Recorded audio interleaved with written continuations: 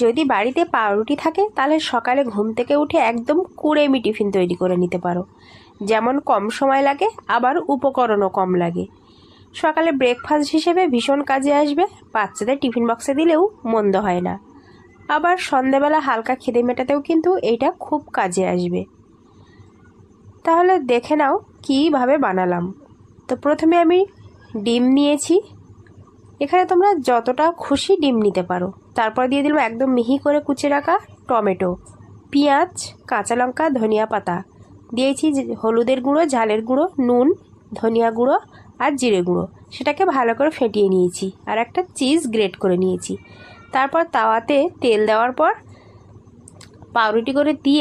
পাউরুটি দেওয়ার পর মাঝখানে পুরটা দিয়েছি, তারপর এরকম চিজ দিয়েছি, দিয়ে উপর থেকে ঢাকনা দিয়ে ঢেকে দিয়েছি।